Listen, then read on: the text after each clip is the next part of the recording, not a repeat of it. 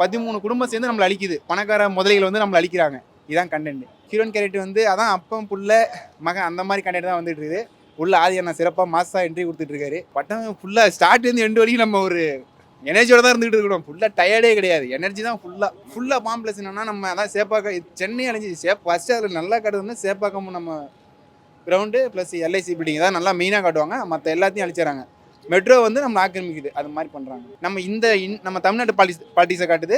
அடுத்து வந்துட்டு வேர்ல்டு பாலிட்டிக்ஸை காட்டுது. இவ்வளோதான் 2 தான். ப்ரோ படம் ரொம்ப சூப்பராக இருக்குது ப்ரோ. நம்ம கொடுக்குற 120 ரூபாய்க்கு வர்த்தான படம். எல்லாருமே ஃபேமிலியோடு வந்து பார்க்கலாம். ஒரு புது அட்டம்ப்டாக ஆதி நான் ட்ரை பண்ணிக்கிறாரு. விஎஃப்எக்ஸ்லாம் பக்காவாக பண்ணிக்கிறாங்க. என்னன்னு தெரில, இப்போ வர தமிழ் சினிமாவில் விஎஃப்எக்ஸ்லாம் நல்லா பண்ணுறாங்க. நல்லா ஹாலிவுட் குவாலிட்டியில் சூப்பராக பண்ணியிருக்காங்க. படத்தோடைய டைட்டில் தான் கண்டென்ட்டு. கடைசி உலக போர்னு ஒன்று நடந்ததுன்னா எப்படி இருக்கும்? நம்மலாம் வந்து எப்படி இப்போ பிரிஞ்சு வாழ்கிறோம். இந்த மாதிரி ஒரு விஷயம் வந்தால் எல்லாம் சேர்ந்து தானே வாழ்ந்தாகணும். அதுதான் படத்தோட மையக்கரு. படம் சூப்பர் படம். சூப்பராக இருக்குது. எல்லாருமே வந்து தேட்டரை வந்து பாருங்கள். இப்போ பாதியான டைரக்ஷனில் நல்லா இருக்குது. Natty sir hero. Natty sir தான் ஹீரோ. படம் வேறு லெவலான படம். ஆதியண்ணா கேரக்டரில் இது பெஸ்ட் ஆஃப் பெஸ்ட்டு.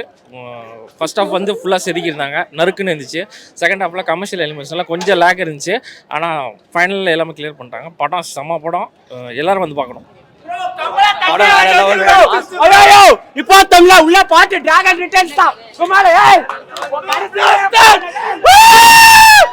நல்லா இருந்தது படம். நல்லா என்டர்டைனிங்கா இருந்துச்சு. ஃபுல்லா நல்லா பாக்குறபடி சூப்பரா என்டர்டைனிங்கா இருந்தது.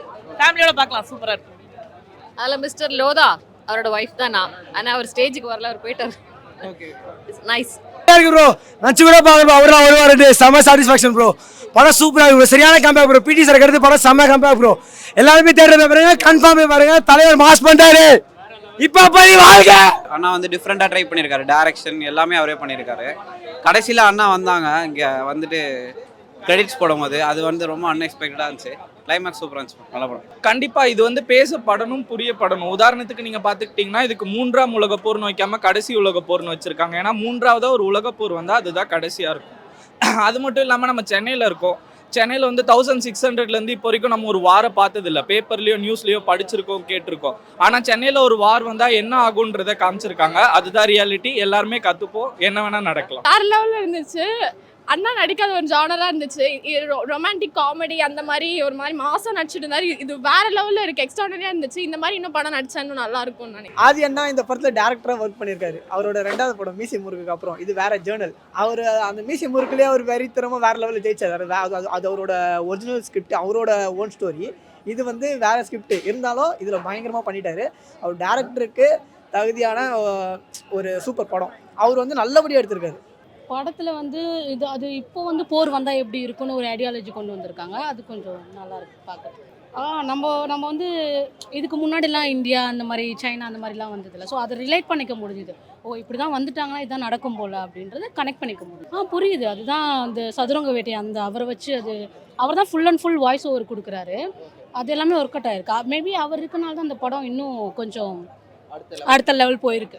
ஃபர்ஸ்ட் ஹாஃப் தான் ரொம்ப சென்டிமெண்ட்டாக போச்சு. செகண்ட் ஹாஃப் வேறு மாதிரி ஃபைட்டாக தான் போச்சு.